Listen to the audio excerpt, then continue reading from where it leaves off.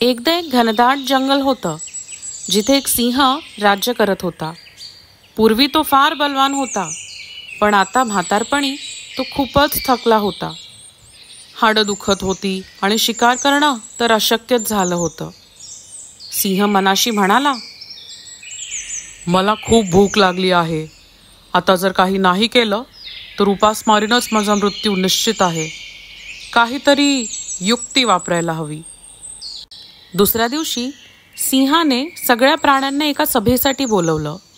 सर्व प्राणी घाबरत होते, पण त्यांना आपल्या राजाबद्दल आदरही होता, म्हणून ते मोठ्या संख्येने गोळा झाले. सिंह गंभीरपणे बोलू लागला, माझ्या प्रिय प्राण्यांनो, आता माझं वय झालं आहे. माझ्या शरीरात ताकद राहिलेली नाही. मी आता कोणावरही हल्ला करू शकत नाही. म्हणून मी एक मोठा निर्णय घेतला आहे. मी आता मांसाहारी नाही, मी शाकाहारी होणार. मी संन्यास घेऊन गुहेत राहणार आहे. माझे उरलेले दिवस मी ध्यानधारणा आणि फलाहार करून घालवणार आहे. हे ऐकताच सगळ्या प्राण्यांचं हृदय द्रवून गेलं. ते म्हणाले, आम्ही रोज फळं आणि भाज्या घेऊन येऊ. आम्ही तुम्हाला एकटं नाही पाडणार. बातमी जंगलभर पसरली.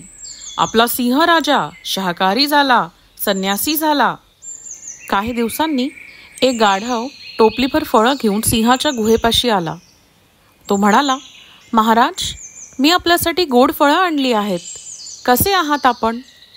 सिंह आतून म्हणाला, अरे, माझी तब्येत फारच खराब आहे.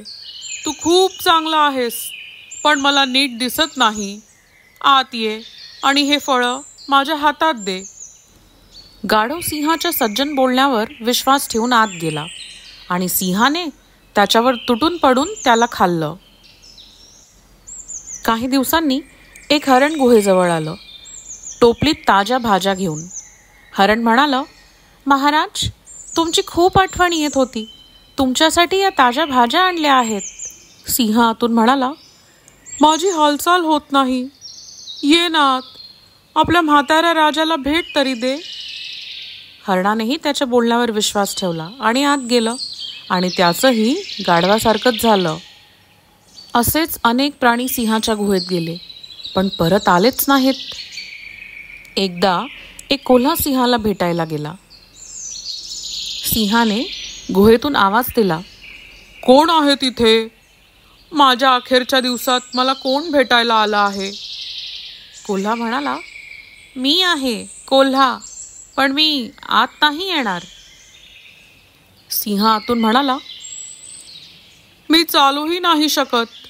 ये ना आत, जरा गप्पा गोष्टी करूया. पण कोल्हा फार चतुर होता. तो म्हणाला, नाही नाही महाराज, मी गुहेबाहेरचे पायांचे ठसे पाहिलेत. सगळे आत गेलेत, पण बाहेर कोणीच आलेले नाही.